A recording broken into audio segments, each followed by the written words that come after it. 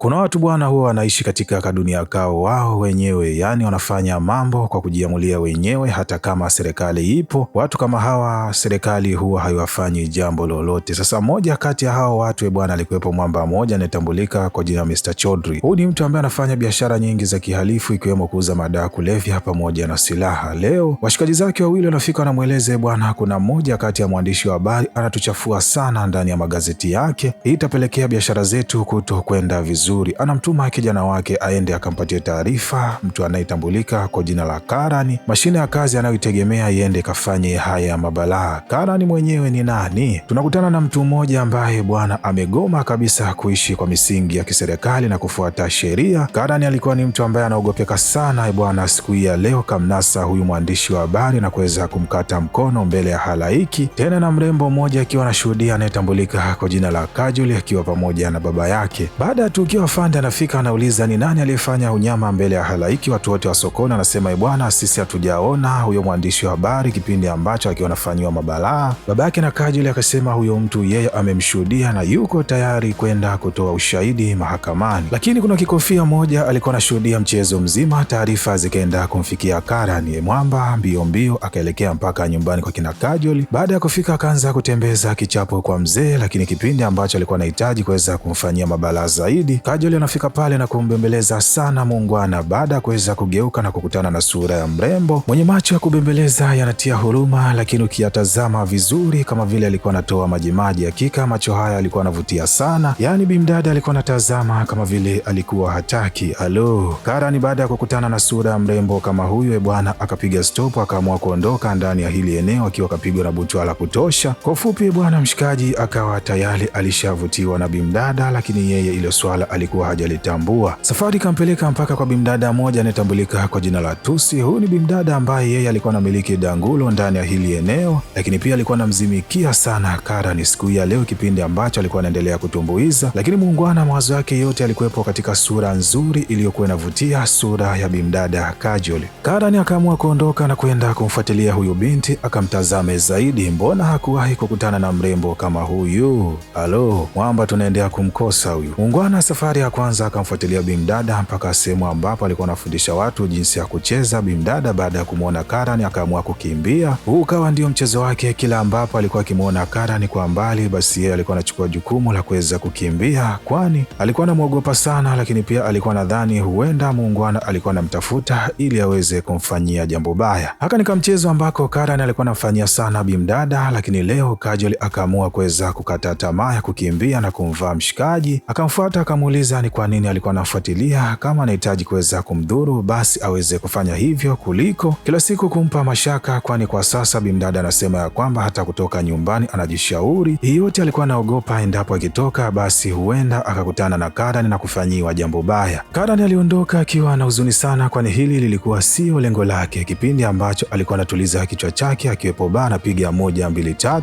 ghafla kuna bwana mdogo mmoja kipindi ambacho alikuwa anatafuta zake pesa ili mkono uende kinywani. Bwana mkubwa mmoja akawa anahitaji kumzingua. Karan akaingilia mtukati na kumsaidia huyu bwana mdogo, lakini kipindi ambacho alikuwa anahitaji kuweza kumaliza hasira zake, bwana mdogo anamkataza. Karan anamfuata anamuuliza anaitwa nani. Bwana mdogo anasema ya kwamba jina lake ni Time Pass, lakini pia anadai yeye ni yatima, hana mama wala baba. Karan akamchukua na kumpeleka kijiweni, sehemu ambapo alikuwa anaishi yeye pamoja na masela. Washikaji walitokea kumkubali sana Time Pass, kwani nao pia walikuwa ni yatima, lakini walitokea kuchukuliwa na mtaalamu wetu Chaudhry na kufundishwa kazi za unyama na kuweza kufanya kazi chini yake. Halo leo bwana, siku nyingine mtaalamu wetu Karan alikuwa anampeleka Time Pass shuleni. Bwana mdogo anakataa, anamweleza mimi sihitaji kabisa kuelekea shuleni, lakini muungwana anamweleza atamani bwana mdogo aishi maisha kama ya kwake, bali anatamani apate elimu bora. Wakiwa njiani, bimdada Kajoli pamoja na kundi lake la wasichana wengine wakaingia ndani ya hili basi, lakini pia hata dungadunga na wenyewe wakaingia humu ndani na kuanza kuwashikashika hawa dada. Karan baada ya kushtukia mchezo tena kibaya zaidi, kuna dungadunga mmoja akawa anamshika bimdada Kajoli. Halo Karan akainuka na kutembeza kichapo kwa hawa waungwana. Mmoja kati ya muungwana akampiga beto, lakini muhuni alikuwa asikii maumivu yoyote. Kwa machungu aliyokuwa nayo anamshikaje bimdada Kajoli ambaye yeye alikuwa anampenda. Halo Sakata lilikuwa kubwa sana, dereva ikabidi apeleke gari ndani ya kituo cha polisi. Baada ya kushuka tu, waungwana na mdaka Karan, kwani alikuwa anafahamika kwamba ni mtu mkorofi sana. Lakini leo bimdada Kajol kwa mara ya kwanza anamtetea, anamwambia maskari, bwana, mwenye kosa sio huyu muungwana, bali yeye ameweza kutusaidia. Halo, muuni akaamua kujijenga yeye pamoja na Time Pass. Lakini leo kipindi ambacho bimdada alikuwa katulia zake, Time Pass anafika hapa kwa kupitia dirishani na kuweza kupiga stori mbili tatu pamoja na bimdada. Time Pass pamoja na Kajol akapata muda wa kutoka out. Lakini pia leo bwana mdogo akatoa kodi kibao zinazohusu maisha ya mtaalamu wetu Karan. Kajol akatokea kuvutiwa sana na Karan, lakini pia akawa nawaza jinsi ambavyo mshikaji alikuwa anampambania siku ile ili kuweza kumsaidia. Leo Kajol akachukuliwa na Time Pass mpaka sehemu ambapo alipokuwa anapatikana Karan. Kajol baada ya kufika hakuwa na maneno mengi zaidi ya kuhitaji urafiki baina yake pamoja na Karan. Muungwana hakuwa na iana, watu hawa wawili wakaanza kukutana, mitoko ikawa ni mingi sana pamoja na mastori ya hapa na pale. Lakini pia leo kipindi ambacho bimdada alikuwa anahitaji kununua snacks, muuzaji anamweleza bimdada, wewe chukua kitu chochote unachohitaji, kwani ukiongozana na Karan hapa vitu unapatiwa bure, kutokana na heshima kubwa ambayo Karan aliyokuwa nayo. Lakini Kajol akamaindi sana na kuweza kumwakia mshikaji na kumweleza anatamani mwamba pamoja na yeye waishi maisha ya kawaida na achane kabisa maisha ya kihuni, ikiwemo pia kuachana kufanya kazi za kiharifu. Dada aliongea kwa uchungu, lakini pia leo akatoa kodi na kusema ya kwamba alikuwa anamuelewa sana mtaalamu wetu Karan. Alo, muuni bila kuchelewa akaelekea saluni, lakini pia akaenda kununua viwalo vingine. Kila mshikaji wake alikuwa anashangaa sana, kwani muonekano wa leo ulikuwa ni wa tofauti. Safari ikampeleka mpaka kwa Chaudhry. Baada ya kufika, anamweleza kwamba kuanzia siku hii ya leo hatofanya tena kazi za kiharifu, kwani anahitaji kuishi maisha ya kawaida. Chaudhry kishinga upande, kabidi tu amruhusu Karan kwenda kuanza maisha mengine. Halo, hakika mapenzi ya hawa waungwana yalikuwa ni motomoto sana. Lakini huku upande wa pili, siku ya leo bimdada akaamua zidi kubadili maisha ya mtaalamu wetu Karan, kwani leo akaenda naye mpaka tempo. Baada ya kufika, bimdada akaomba na kusema ya kwamba anatamani sana penzi lao lizidi kudumu daima. Lakini pia anamwahidi mtaalamu wetu Karan na kumweleza hatomwacha katika maisha yake. Dada anadai ya kwamba atakuwepo daima katika maisha yake na kuhakikisha Karan anaendelea kupata mapenzi ya dhati kutoka ndani ya kilindi cha moyo wake. Halo, hii ni hatari. Karan alifurahi sana, lakini bimdada leo baada ya kurudi nyumbani anakutana na rafiki yake wa utotoni ambaye alikuwa anaishi nchi za nje pamoja na familia yake. Mwamba huyu alikuwa anatambulika kwa jina la Raju. Muuni tu baada ya kufika na kumwona bimdada Kajol amezidi kuwa mrembo, bwana, kicheko kikawa ni kikubwa sana. Baba yake na mtaalamu wetu Raju safari ikampeleka mpaka kwa mtaalamu wetu Chaudhry, kwani walikuwa ni watu ambao wanafahamiana sana. Na Chaudhry anasema ya kwamba kwa Raju alisha kuwa mtu mzima na wao wanaelekea uzeeni, hivyo anatamani sana kampuni zote kuweza kumkabidhi Raju ili aendeleze biashara zao za haramu. Lakini baba mtu anasema ya kwamba mwanaye afahamu kabisa biashara ambazo baba yake alikuwa anazifanya, na huenda siku ambapo akifahamu basi mbungi inaweza ikaibuka ndani ya familia. Halo,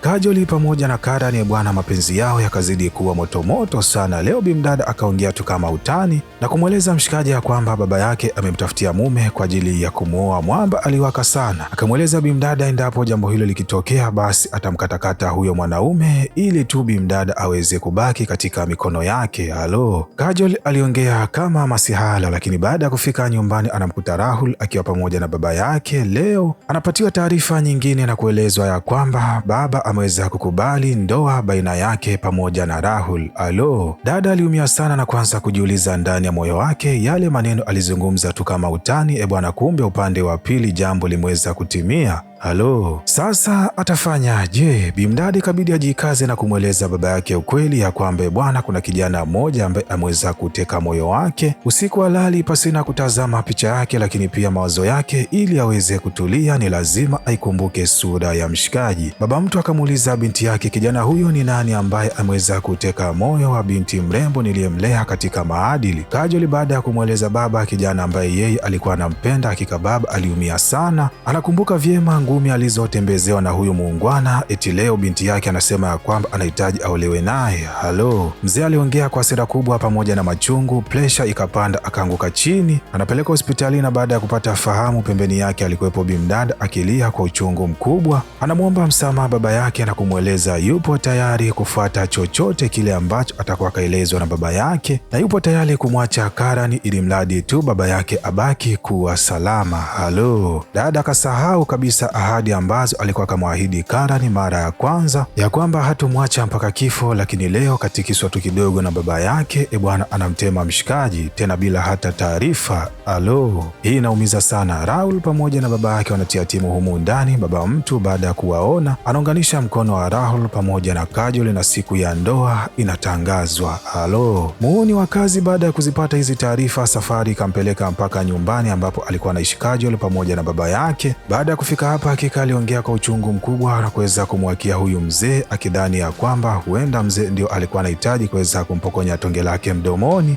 Kajol akajikaza na kumchana ukweli mzima mshikaji na kumweleza kwamba yeye tu ndo ameamua kuolewa na Rahul, kwani anadhani ya kwamba ndio mwanaume sahihi katika maisha yake. Hivyo leo anamtema mshikaji wetu live tena bila chenga. Mwanamke aliyemwambia anampenda, mwanamke aliyemweleza kwamba abadili maisha yake, kuachana na maisha ya kiharifu na kuishi maisha mazuri, maisha ya kuipendeza jamii, leo anamtema tena bila hata kuwa na aibu. Halo, maumivu ambayo alikuwa anasikia ndani ya moyo wake, hakika mwamba ilibaki kuwa siri yake. Muhuni kabidi ajichenge, lakini alikuwa anaumia sana, haamini kile ambacho kimeweza kumtokea ndani ya maisha yake. Siku ya ndoa inafika, bimdada analembwa na kuweza kusahau penzi kabisa la Karan, lakini muhuni anafika harusini akiwa kashika mguu wa kuku. Lengo ni kuweza kumwangamiza mtaalamu wetu Rahul, akidhani ya kwamba yule ndio alikuwa ni kikwazo kikubwa. Lakini mwamba akasimama na kuwaza, je, endapo akichukua maamuzi ya kuweza kumuua bwana harusi, hii si huenda ikaleta shida kubwa sana kwa bibi harusi, naye akatamani pia kuuawa. Halo, na yeye kwa kuwa alikuwa anamkubali sana bimdada Kajol, ikabidi tu aweze kuhailisha kufanya haya maamuzi.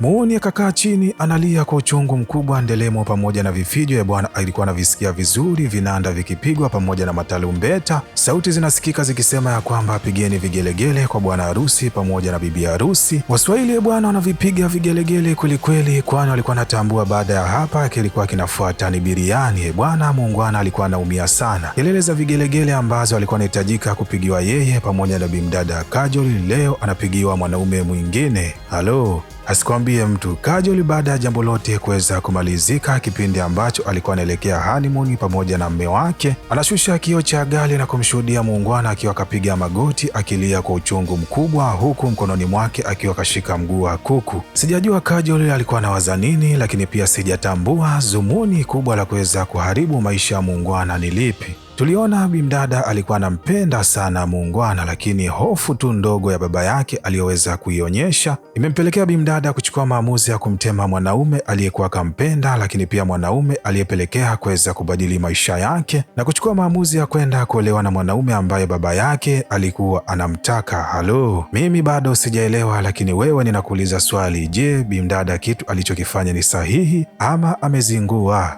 Halo, twende wanangu tukapeani majibu. Bimdada Kajol pamoja na Rahul bwana wakaanza kula maisha. Tena honeymoon yao ilikuwa nje kabisa ya taifa la India. Baada tu ya kuweza kumaliza honeymoon na kurudi ndani ya taifa la India, Rahul anachukuliwa na kwenda kukabidhiwa kampuni kubwa ambayo ilikuwa inahusika na mambo ya usafirishaji. Muungwana alikuwa tambui kampuni hii ilikuwa inasafirisha mambo gani, lakini yeye kitu alichokuwa nakifahamu ni kwamba baba yake alikuwa anafanya biashara za halali. Bahati likawa ni kubwa sana, lakini pia penzi likazidi kushamili baina ya watu hawa wawili. Leo wakati wa usiku, kipindi ambacho alikuwa anatoka kwenye moja kati ya party, kipindi ambacho mtaalamu wetu Rahul alikuwa amerudi ndani, Kajol kipindi ambacho alikuwa anamsubiria upande wa nje anafika time pass, sura yake ikionyesha kuwa na huzuni sana. Bimdada akamuuliza time pass, unaendeleaje? Lakini kijana akamuuliza bimdada, mbona unaniulizia mimi tu na wala haumuulizii Karan? Kajol akabaki mdomo wazi na kukosa majibu. Time pass ikabidi akimbia na kutokomea gizani. Nasi bado tunajiuliza Karan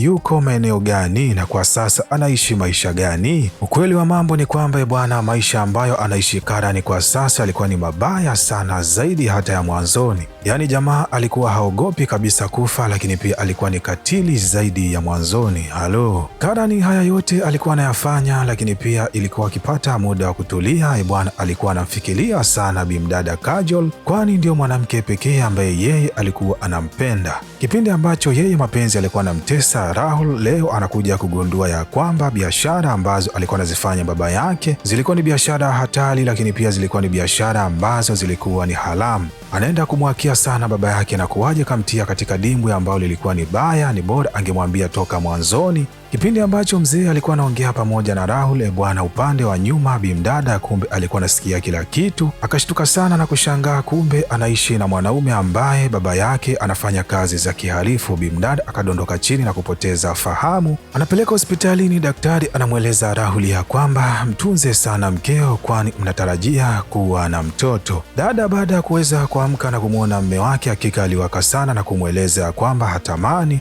mtoto wake azaliwe ndani ya haya mazingira ya familia ya kihalifu. Rahul kwa kuwa alikuwa anampenda Kajol, akamweleza kwamba wataondoka ndani ya hili eneo na kwenda kuanza maisha mengine. Taarifa leo zinafikia Chaudhry ya kwamba bwana Rahul ameweza kuondoka na kuiacha kampuni na kwenda kupanga uswahilini, na kwa kuwa Rahul tayari alikuwa alishapatiwa asilimia kubwa sana ya kampuni, kuna vitu vingi ambavyo vilikuwa haviendi pasi na yeye kuweza kusaini. Karan anapewa pesa pamoja na picha ya Rahul, lengo ni kwenda kumwangamiza. Hii ni amri ambayo ilikuwa imetoka kwa Chaudhry, hivyo Karan alikuwa hana la kupinga. Mbio mbio akaelekea mpaka sehemu ambayo alikuwa akaelekezwa, lakini cha kushangaza anafika na kumkuta mrembo wa zamani ambaye aliutesa na kuumiza moyo wake, lakini pia kumsababishia maisha magumu. Bimdada Kajol akashtoka sana kuweza kumwona muungwana, lakini pia Karan baada ya kuweza kuangalia katika ukuta anaona picha ya bimdada Kajol pamoja na Rahul, hivyo moja kwa moja akatambua ya kwamba mtu aliyetumwa kwenda kumwangamiza alikuwa ni mume wa bimdada. Karan akatoka mbio mbio mpaka kwa Chaudhry kipindi ambacho alikuwa kaweka kikao pamoja na washikaji zake bwana. Baada ya kufika hapa akamzingua sana na kumweleza kama yeye yupo hai, hakika hataruhusu bimdada Kajol pamoja na familia yake waweze kudhurika kwa jambo lolote lile. Upande wa Rahul leo akaamua kwenda kuwasha moto katika sehemu ambayo ilikuwa inamilikiwa na Chaudhry. Lengo ilikuwa ni kuweza kuangamiza kabisa hizi biashara za haramu, lakini kipindi ambacho alikuwa anatoka uso kwa uso anakutana na vijana ambao wanamtembezea kichapo na kumdhibiti kipindi ambacho alikuwa anahitaji kuweza kumfanyia jambo baya. Karan anafika na kutoa msaada, kisha anamrudisha mpaka kwa mke wake. Kajol baada ya kuona hiki kitendo cha ungwana ambacho Karan alikuwa akakifanya leo, akaanza kupasuka na kuomba sana msamaha mbele ya mshikaji na kumweleza kwamba kipindi kile alifanya hivi ili tu kuokoa maisha ya baba yake, lakini ukweli wa mambo ni kwamba alikuwa anampenda sana. Kipindi ambacho bimdada alikuwa anazungumza, Rahul naye alikuwa anasikia kila kitu. Chaudhry baada ya kupata hizi taarifa akaja pamoja na jeshi lake, lakini Karan kwa kuwa naye alikuwepo ndani ya hili eneo akafanikiwa kutoa msaada vyema. Bunge bwana ilikuwa ni kubwa sana, lakini leo mtaalamu wetu Chaudhry anapoteza maisha, lakini pia Karan naye anapoteza maisha. Bimdada Tusi alilia sana kwa hiki kilichotokea, lakini pia hata kwa time pass naye kwake ilikuwa ni huzuni kubwa. Kajol anafanikiwa kupata mtoto wa kiume na kumpatia jina la Karan. Bwana, hapa ndo tunafika mwisho wa hadithi yetu, lakini kama umeipenda hadithi na umeenjoy ama umejifunza jambo jipya, basi usisahau kushare, kulike na kusubscribe ili kuwa mwanafamilia wa kupata vigongo vikali vilivyonyooka na kupoka kama hivi kila siku.